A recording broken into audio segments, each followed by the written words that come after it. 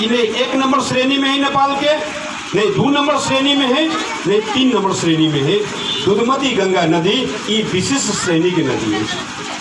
ये त्रेता युग कालीन में माता जानकी के जैसे प्राकट्य भेले। त्रेता युग कालीन में जनक महाराज वहाँ के हर जोगित रहती अनिकाल पड़ल रहे, कोई समय में उन प्राकट्य भेलखिन और कामधेनु माता उनका जैसे यहाँ के दूध पियाकर वही दूध के बेग सब ये दुधमती नदी अपने के प्रकट भेले। तै दुआरे ये नदी विशिष्ट श्रेणी की नदी है। ये नदी के सफाई अभियान में लागल संपूर्ण सफाई अभियंता के हृदय से प्रणाम करै छी। ये अभियान निरंतर चलते रहे। ये दुधमती नदी नदी नहीं, ई सभ्यता है, ये हमर सबके संस्कृति है, ये हमर सबके स्वाभिमान है। ई स्वाभिमान हमर सबके बचल रहत, एहि क्षेत्र के अपने के समृद्धि होते। लेकिन नेपाल में राजनीति करे वाला खास करके गणतंत्र में हर एक चीज नेता के हाथ में बागडोर होइ छै। नेतृत्व नेपाल में 3टा पिलर के अर्थ नहीं बुझलते।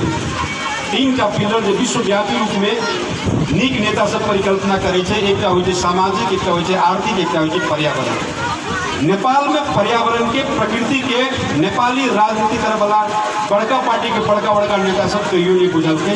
तै दुआरे नेपाल आई LDC के सूची में छी। अहाँ सबके याद दिलबै छी ई 4टा हिम नदी के चर्चा के लिए कोसी, कर्णाली, गंडकी, महाकाली, ये नदी से जो पानी निकले छे वही पानी से 83,000 मेगावाट बिजली उत्पादन कर सके नेपाल।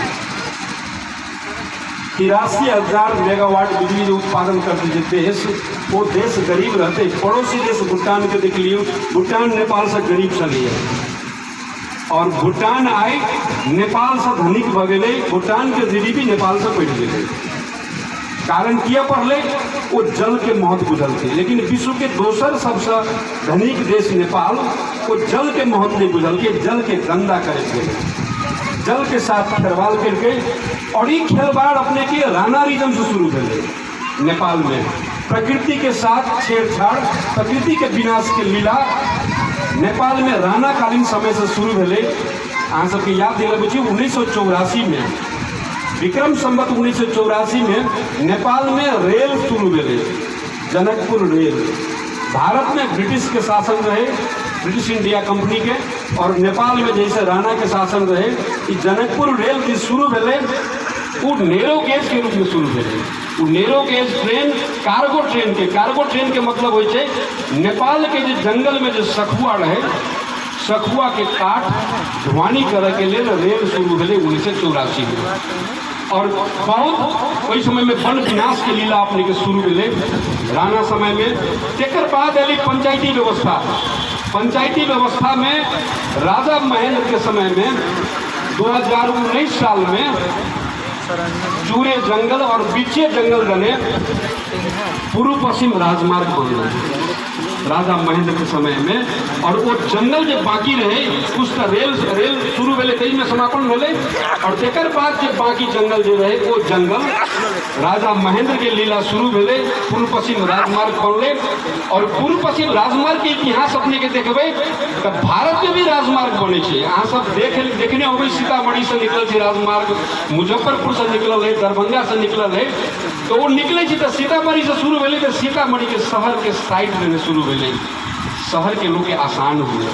मुजफ्फरपुर से निकलले तो देखे तो मुजफ्फरपुर के भी साइड देने निकल है, जो मुजफ्फरपुर वासी के सहयोग मिले राजमार्ग के सेवा सुविधा के लिए। दरभंगा में देखबे तो दरभंगा के शहर के साइड देने निकल है। लेकिन नेपाल में राजा महेंद्र जी पूर्व पश्चिम राजमार्ग बनेलके कोनो शहर के नजदीक से नहीं। हम सब अहाँ सबके याद दिलबै छी वो पथलैया अयले, लेकिन वो वीरगंज के नजदीक में नहीं गए पूर्व पश्चिम राजमार्ग। अपने देखने होबे रोहतक में देखबे तो चंद्रनिगाहपुर आए, लेकिन गौर के टच निकल के, गौर से बहुते दूर। सरलाही में देखियो जो नवलपुर आए, लेकिन मलंगवा के छोड़ दिलके राजमार्ग। अपने के मोहतरी में देखियो जो जलेश्वर के छोड़ दिलके और बर्दी वहां से निकल गई। जनकपुर जो आए तो ढल के पर के पकड़ल के, लेकिन जनकपुर को नहीं पकड़ल के, जनकपुर के नजदीक जने राजमार्ग नहीं निकल रहे। तैनाते अपने देखबी सिरहा मारल छोड़ दिलके, लेकिन लहान के पकड़ल के। अगाड़ी जाए तो राजविराज के छोड़ दिलके, अगाड़ी विराटनगर के छोड़ करके इधरी दने निकल गए। राजा महेंद्र के मनसाय रहे जब मधेश तहस नहस बजाए मधेश के जंगल के बर्बाद करे के लिए। उस समय में राजा महेंद्र पुनर्वास कंपनी खोल के और वही जंगल में बड़का लोग जो उनकर पारिवारिक सदस्य रहे तिनका सबके बैठे थे और पूरा जंगल जे आदमी जल्दी बैठते जंगल में वह हम धर्मेंद्र जी से बतियाई छड़िए डॉक्टर साहब। मनुष्य अगर जंगल में बैठते तो वो बकरी पालन करते, पशु पालन करते, वो घर बनाते और वो जैसे जंगल समाप्त करते। भारत में भी माउंट आबू मधुबन में जब तो छोट पहाड़ है चूड़े जगह और ठमन लोग रही घर बने की छिटपुट रूप में, लेकिन भारत सरकार कहल कि तोरा ठमन कोनो सेवा सुविधा नहीं देवो, तोरा हम बैठेगो चल कोनो गाँव में बैठेगो, लेकिन तोरा हम जंगल में पहाड़ में नहीं बैठेगो। राज्य ओकरा सुविधा दिल्के ओहिठमन से दोसर जगह पर विस्थापन कल। लेकिन नेपाली शासक राजा महेंद्र जगह अखन तो केपी बोली हुए या और भी देवगा हुए ये सब अखन की के अभी लाल पूजा वितरण करे चूरे जंगल में बैठल जो पुनर्वास कंपनी तहत महेंद्र बैठल के वीरेंद्र बैठल के वही व्यक्ति के लाल पूजा वितरण करके अस्पताल बना दे चूरे जंगल में, मेडिकल कॉलेज बना दे, स्कूल खोल दे। चूरे जंगल वाटर रिजर्व टैंक है, मात्र मधेश के नहीं देश के जीवन रेखा थे चूरे जंगल। चूरे जंगल के संरक्षण तरफ राज्य कहियो ध्यान नहीं दिल के एकरे परिणाम है कि नेपाल में अपना सब दाल चावल सब भारत बेचे छलिए। नेपाल से पूर्व पुरान सबके बिल्कुल ई सबके याद होते, कट्ठी गाड़ी पर जाए छलिए, टायर गाड़ी पर जाए छलिए, ट्रैक्टर पर जाए छलिए ठमन से मठियानी याद करियो तो। लेकिन अब मठियानी से माने मधवापुर से मठियानी हुई चावल दाल नेपाल लगे। अब पहले अपने के 30 वर्ष पहले चावल दाल भारत जाए छलिए, अपन सबके चावल दाल जापान जाए छलिए, ऑस्ट्रेलिया जाए छलिए, अमेरिका जाए छलिए। लेकिन अब एहन अन्न संकट हो गए, पानी के हाहाकार है और कहियो प्रकृति के अपने के नहीं बुझल के एकर विनाश के कारण आके जैसे बर्बाद हो गए नेपाल। तो तेसर क्राइम के बात करब तो अखन जैसे फिर वही मदन आश्रित कोदाली राजमार्ग सुनसरी चतरा से मकवानपुर तक बन रहा है, 90% काम भ चुकल है। और दोसर बात करबे तो फिर फास्ट ट्रैक रेल बने वही चूरे जंगल दने, बाकी जो गाछ जो है वो गाछ के काटे के है। और सबसे महत्वपूर्ण अपने के चर्चा करब जेकर चर्चा होबे के चाहिए, 12 में अंतर्राष्ट्रीय विमानस्थल बने बाड़ा जंगल में जे 50-60 लाख में गाछ है, वही गाछ के काटे के है। 8000 हेक्टेयर के अंतर्राष्ट्रीय विमानस्थल कैला चाहिए नेपाल के। दुनिया के सबसे बड़का अंतर्राष्ट्रीय विमानस्थल लंदन के हिथरो है, हिथरो विमानस्थल। एकर अपने के जगह कते 13 से 50 हेक्टेयर में बनल है। भारत में जाए मुंबई तो शिवाजीराव इंटरनेशनल एयरपोर्ट है, 7 से 50 हेक्टेयर के।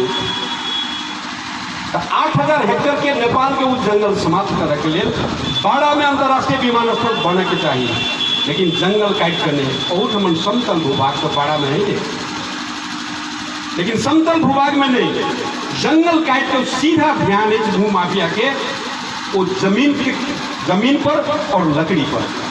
तै द्वारे ये पूछा वाला नेतृत्व नेपाल में नहीं है। जो प्रकृति के नहीं पूछते, जो पर्यावरण के नहीं पूछते, वो देश कहियो समृद्ध नहीं कर सकते। आई नेपाल के हालात, नेपाल सूडान के कगार पर चल जा रहा है, नेपाल कंगू के कगार पर चल जाइए। सूडान में रोटी के दाम जो बढ़ा देते तो ये आंदोलन हो गोली चले तो 1 दर्जन आदमी मरे जो रोटी के दाम खेला पड़े।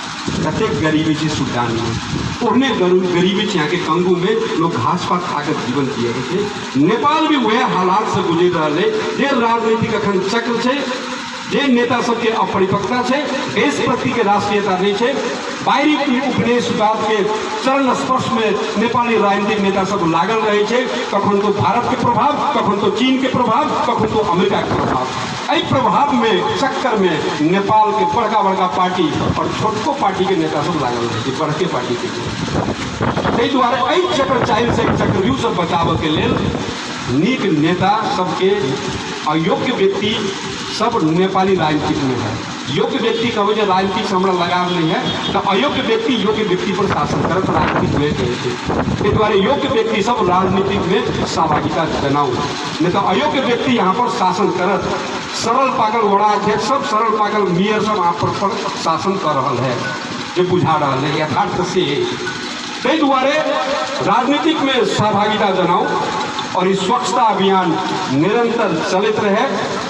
इस स्वच्छता अभियान अगर चलित रहते तो हम सब जो परिकल्पना कहने छी अश्वपत्र के आश्रम या बस गुरु वशिष्ठ के आश्रम या गुरु विश्वामित्र के आश्रम या जानकी मैया के आश्रम या गंगा मैया के आश्रम या कमला माता के आश्रम, ये आश्रम सब यही नदी के किनार सब पर बने। और एक चीज सतेज जितने जेहने सरकार है प्रदेश सरकार दुधमती गंगा नदी के महत्व तो बुझल गए, तो स्वीकार पड़ते। लेकिन ये बुझल गए कि ना अहाँ सब बुझलिए एहन एहन योद्धा सब सफाई के लिए 70-75 वर्ष के वृद्ध सब गंगा नदी में सफाई के लिए दुधमती नदी में, तब प्रदेश सरकार महत्व बुझल कि नहीं जब नदी के उत्थान करे के चाहिए, एक कॉरिडोर बने के चाहिए। ते द्वारे एहि हिसाब से हमरा सबके सफाई अभियान में लागऽ पड़त। और नदी अपवित्र, नदी के दूषित केना कयल जाइ छै, एकरा बचत लेल की उपाय है, एक बचत के लिए बेसी जरूरी नहीं है, बस 3-4 काम करे पड़ते। नदी के संरक्षण करे के लिए, नदी के प्रदूषण से मुक्त करे के लिए 3-4 काम मात्र करे पड़ते। राज्य के एक काम करे पड़ते जे हमर पर्यावरण योद्धा सुरेश जी और हमार धर्मेंद्र सर कहलखिन दुधमती नदी के किनार में या कोनो नदी के किनार में वृक्षारोपण अपने के करे पड़ते प्राकृतिक हिसाब से, ओकरा इंक्रोचमेंट पे पकड़ नहीं।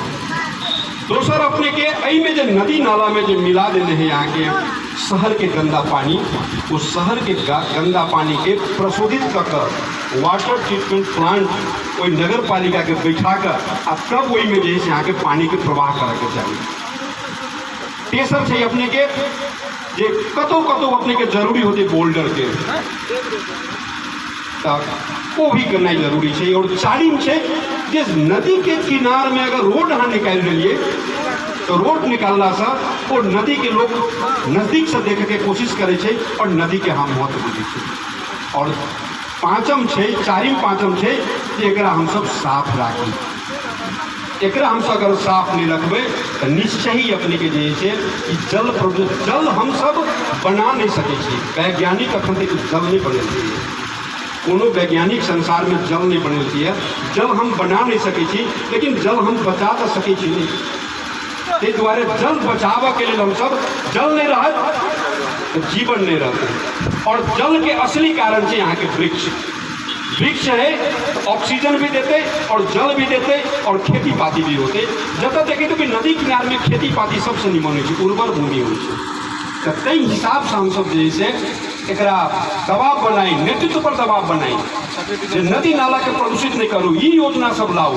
एहि हिसाब से अभियंता सबके कभी ज्ञापन पत्र देव के, मेयर ले देव के, प्रदेश सरकार ले देव के, संघीय सरकार ले देव के ज्ञापन पत्र दादा कि ई नदी के बचाव के लिए अहाँ ई काज करूँ। लेकिन वही के लिए संगठित बना पड़त। बिना संगठित के, बिना संगठन के हम सब कोनो भी जैसे अभियान सफल नहीं हो सकत। इस द्वारे हम सब सफलता में लागू और अभियंता सबके कहबे जे डगमगाई के जरूरी न हो, डेराई के जरूरी न हो, डर भीतर से हटा दी। अहाँ नीक काम करबे, परिकल्पना करके योजना बनेबे, दुनिया के कोई ताकत अहाँ के जैसे निमन काम करत नहीं रोक सकैया। लोग अहाँ के सहयोग करत, जे आदमी अहाँ के आलोचना करत काल के दिन में वह आदमी अहाँ के सहयोग करत। जना हमारे विक्रम भाई शुरू कैले छे कमला बचाओ अभियान, किछु लोग के बुझाई छै कथी छै, लेकिन वो धीरे धीरे प्रयास कर रहा है, लोग के जोड़ कर रहा है।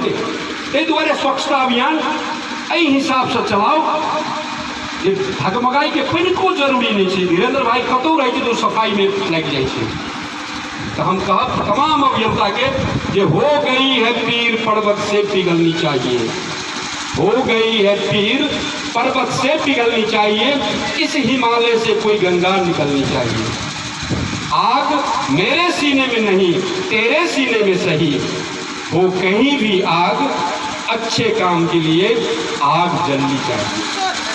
भीतर जुनून राखू, भीतर जुनून रखबे तो निश्चय ही अपने के अभियान सफल होते। और दुधमती नदी रूपांतर का बढ़ रहा है, किस परिवर्तन के संदेश का बढ़ रहा है, किस संकेतों सब दिखाई देते। ताहि दुआरे जे अभियान जेना जानकी माता के जन्मदिन में अपने सब महाजानकी आरती शुरुआत करने छी, निरंतर एकरा चलबित रहू और विशेष विशेष दिन में विशेष विशेष सर सफाई और वृक्षारोपण पर बेसी से बेसी ध्यान दूँ। पुनः दुधमती नदी सफाई अभियान के संपूर्ण अभियंता सबके हृदय से नमन करे, प्रणाम कर चाहिए। जय दुधमती मैया, जय मधेश, जय मातृभूमि।